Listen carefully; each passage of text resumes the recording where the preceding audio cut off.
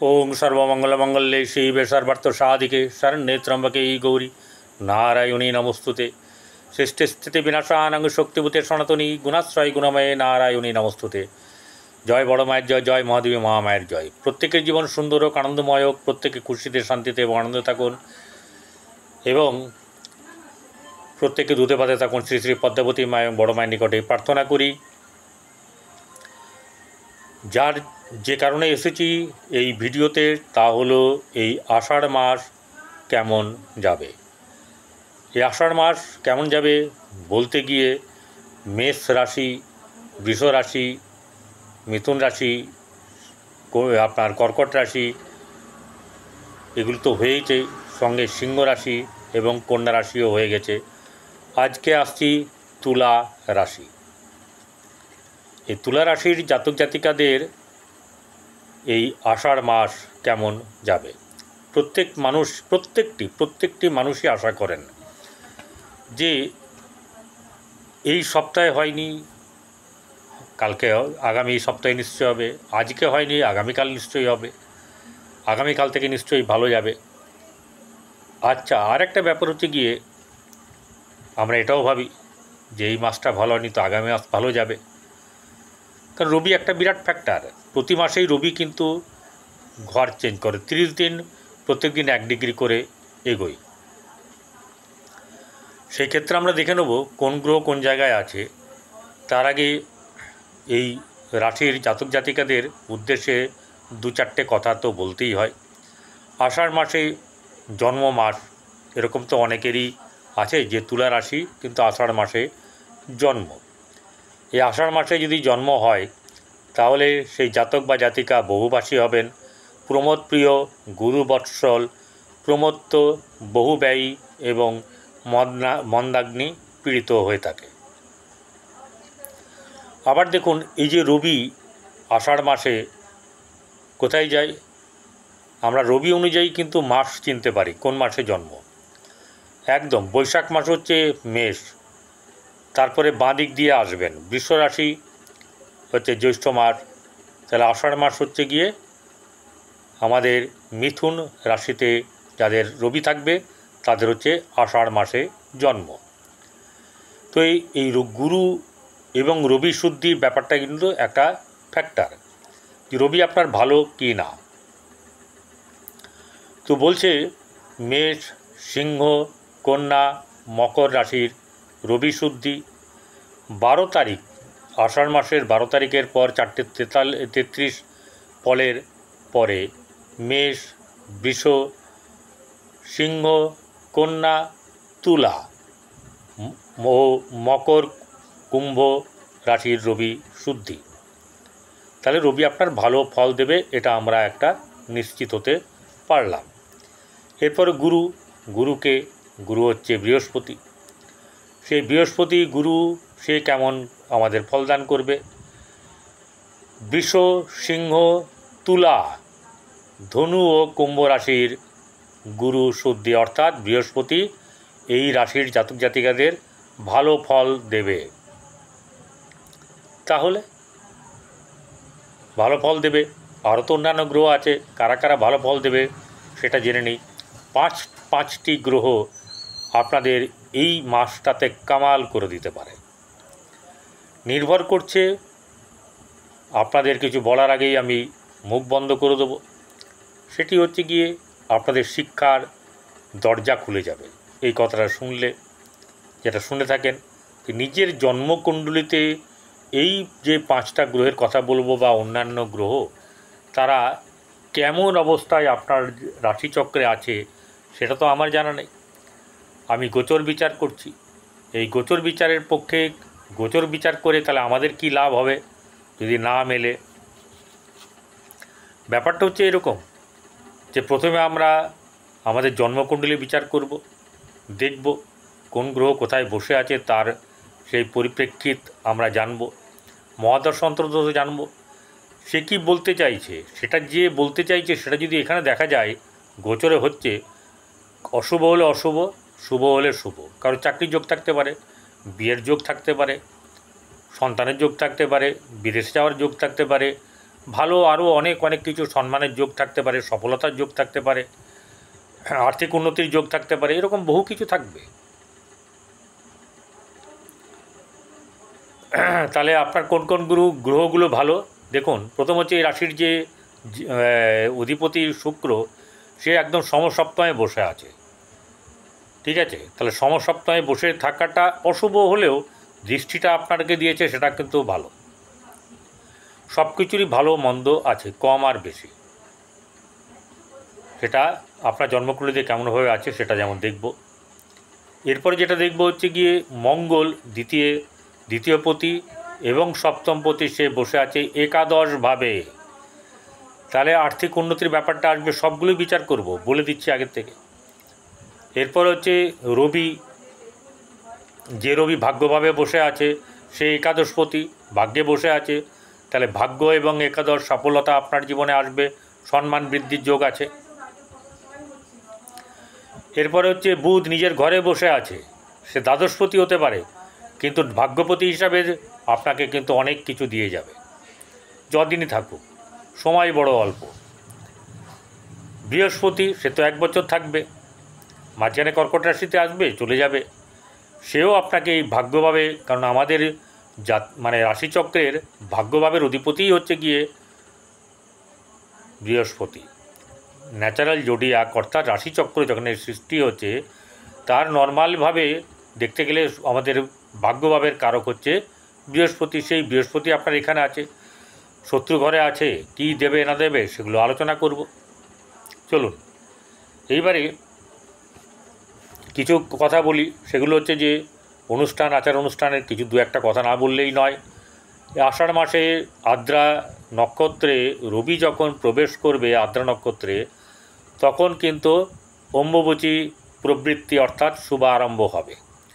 এই অম্বুবচী আরম্ভ হওয়ার পরে 11ই আষাঢ় অম্বুবচী প্রবৃত্তি হবে বা সমাপ্ত হবে। 12ই আষাঢ়, 27শে জুন রথযাত্রা। এগুলো একটু না বললে ভালো লাগে বলুন।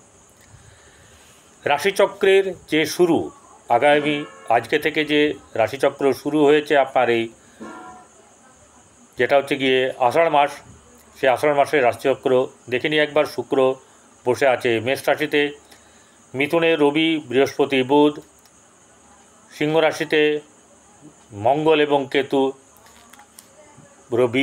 চন্দ্র বসে আছে আপনার কোথায়, মকর রাশিতে।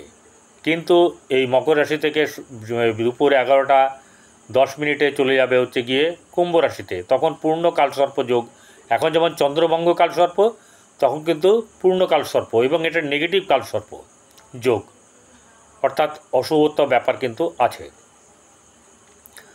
কোথায় যাবে চন্দ্র, কুম্ভ রাশিতে, সেখানে বসে আছে রাহু, আর শনি বসে আছে মীন রাশিতে। রবি আষাঢ় মাস পুরোটাই থাকবে, শুধু 31 তারিখে সে এখান থেকে যাবে কর্কট রাশিতে। চন্দ্র মকর রাশির ধনিষ্ঠা নক্ষত্র থেকে যাত্রা শুরু করে সে আপনার 31শে আষাঢ় মীন রাশিতে উত্তর ভাদ্রপদ নক্ষত্রে তার যাত্রা সমাপ্ত করবে। মঙ্গল সিংহ রাশিতেই অবস্থান করবে এই মাসে। বুধ 17ই আষাঢ় 22শে জুন 7ই আষাঢ় হবে, 17 নয়, এটা ভুল, 7ই আষাঢ় 22শে জুন মিথুনতে কর্কট রাশিতে অবস্থান করবে। বৃহস্পতি মিথুন রাশিতে অবস্থান করবে। শুক্র 14ই আষাঢ় 29শে জুন বৃষ রাশিতে নিজের ঘরে সে মানে স্বক্ষেত্রে গমন করবে। শনি মীন রাশিতে থাকবে, আর কেতু কন্যায়, রাহু কুম্ভ রাশিতে অবস্থান করবে।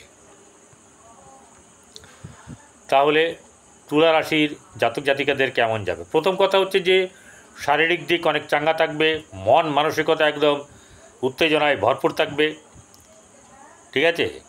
এবং সঙ্গীত শোনা থেকে, রোমান্টিক জায়গায় যাওয়া থেকে, রোমান্টিক কথাবার্তা থেকে আরম্ভ করে এই সমস্ত একটা ফুরফুরে মেজাজে এই মানে তুলা রাশির যাওয়ার কথা। কার কথা বলছি তুলা রাশির কথা। এখানে গোচর বিচারের কথা বলছি। আপনার কিন্তু শুক্র কোথায় আছে সেটা কিন্তু আমি জানি না, সেটা আপনি জানেন। তাই কাউকে কোনো কিছু বলার আগে নিজেরা শতবার দেখবেন, যা বলতে চাইছি সেটাকে বোঝার চেষ্টা করবেন। এটা শিক্ষামূলক ভিডিও। এবারে শুক্র সৌন্দর্যের প্রতীক, তাহলে আপনাকে দেখে মানুষের আকর্ষণের ব্যাপারটা কিন্তু অনেক বাড়বে। মানুষ আপনার সঙ্গে মিশতে চাইবে, কথা বলতে চাইবে, সঙ্গ পেতে চাইবে। এই ব্যাপারগুলো কিন্তু হবে, যেটা আপনাকে অনেক আনন্দ এনে দেবে। দ্বিতীয় জায়গা আপনার মঙ্গল দৃষ্টি ওখানে আছে, এবং মঙ্গল দৃষ্টি দিয়েও আছে। অর্থাৎ এই রাশির অধিপতি, সপ্তমাধিপতি, সে বসে আছে মঙ্গল কোথায়? একাদশভাবে। একটা কথা বলি, তুলা রাশির জাতক জাতিকাদের যাদের বিবাহ হয়নি, বিবাহ যোগ্যা বা যোগ্য, এবং শুধু তাই নয়, আরও একটা কথা বলি, সেটা হচ্ছে যাদের বিয়ে হয়নি, বিয়ের সমস্যা চলছিল বা যোগাযোগ ঠিক করে হচ্ছিল না, তাদের সম্পূর্ণভাবে বিয়ের যোগ পড়ে গেছে, বিয়ে কিন্তু হবে। এটা একটা ব্যাপার। কখন হবে, কিভাবে হবে, সেগুলো কিন্তু আপনার জন্মকুণ্ডলী থেকে বিচার করে দেখতে হবে। এইটি কোথায় দেখবেন? যদি নিজে জানেন তাহলে ভালো, যদি না জানেন আপনি আপনার পরিচিত জায়গায় বহু জ্যোতিষী আছে চারিদিকে, সেখানে চলে যাবেন এবং সেখান থেকে পরামর্শ নিয়ে আপনি আপনার আনন্দের পথে এগিয়ে যাবেন। ভাই বোনদের সঙ্গে সম্পর্ক ভালো, পরিবারের সঙ্গেও মধ্যম শুভ বা বজায় থাকবে, আত্মীয়স্বজনের সঙ্গে সম্পর্ক শুভ, মাঝে মাঝে খটাখুটি লাগবে, মুখ দিয়ে অশ্রাব্য কথা বার করবেন না, রাখবেন না, ক্রোধ করলেই কিন্তু গণ্ডগোল। এবারে যেটা হচ্ছে গিয়ে আপনার সুখের জায়গা, মন মানসিকতার জায়গা, সেই জায়গাটাতে কিছু না কিছু একটা চাপ কিন্তু থাকবে, তবে এই বুধ 7 তারিখে চলে যাওয়ার পরে অতটা চাপ কিন্তু থাকবে না। মন মানসিকতা ভালো হবে, মায়ের সঙ্গে সম্পর্কের ইঙ্গিত শুভ হবে, আপনার বন্ধুবান্ধবের সঙ্গে সম্পর্ক ভালো হবে, গাড়ি বাড়ি ইত্যাদির ব্যাপার নিয়ে আপনাদের কিন্তু শুভ কিছু ঘটনা ঘটার সম্ভাবনা থাকবে। এরপরে চলে আসবো সন্তানের জায়গায়। সন্তানের সঙ্গে সম্পর্ক মাঝে মধ্যে ভালো থাকবে, আবার কখনো কখনো বেশ একটা অন্যরকম সিচুয়েশন চলে আসবে, যাতে করে মনোমালিন্য বা দূরত্ব বৃদ্ধি পেতে পারে। সন্তানের দিক থেকে এই জায়গায় মধ্যম শুভ, খুব বেশি শুভ নয়। এরপরে চলে আসবো যেটা হচ্ছে গিয়ে ষষ্ঠ ভাব, শত্রু, রোগ, ঋণ। এই জায়গাতে শনি বসে আছে, সেই শনি আপনার শত্রু দমন বা নাশ করবে। আর যেটা হচ্ছে যে ঋণ কিন্তু করবেন না, আর যেটা হচ্ছে গিয়ে চটি যেন না হারায়, চটি জুতো যেন না হারায়, এই দিকটাতে আপনারা লক্ষ্য রাখবেন। আর যেটা হচ্ছে যে শত্রু তো দমন হবেই, প্রতিষ্ঠার জায়গাতেও প্রতিষ্ঠার কিছু পেতে পারেন, হয়তো দেরি হতে পারে, কিন্তু প্রতিষ্ঠার জায়গাতেও আপনাদের কিন্তু লাভ হতে পারে। সপ্তমে শুক্র বসে আছে, বৈবাহিক জীবনে পদার্পণ বা আপনার রোমান্টিক ব্যাপারে এগিয়ে যাওয়া, প্রেমের ব্যাপারে শুভ যাবে, এইসব ব্যাপারে কিন্তু আপনাদের বেশ ভালো যাবে।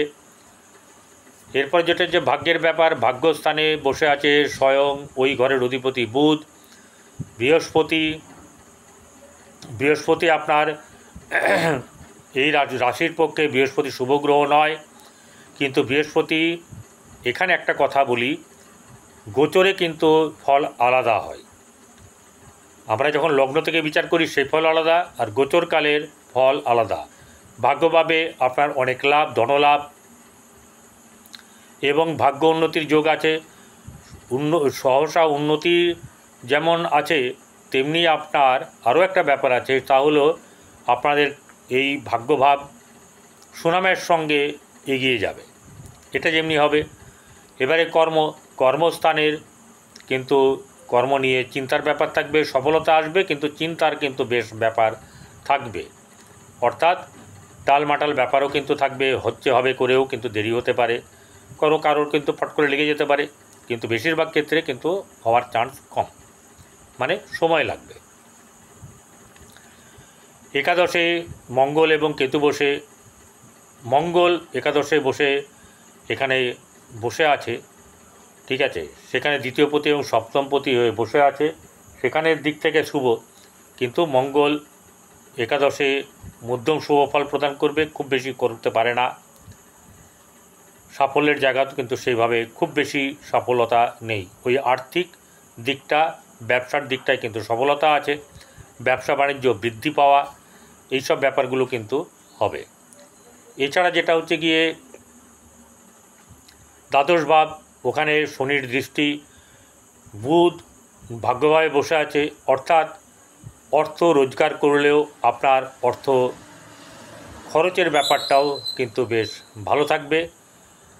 আর আপনারা ভালো থাকবেন, গরুকে, কুকুরকে, কাককে খাওয়ান এবং অভুক্ত মানুষকে খাওয়ান, তাতে আপনাদের ভালো হবে। নমস্কার, ভালো থাকবেন।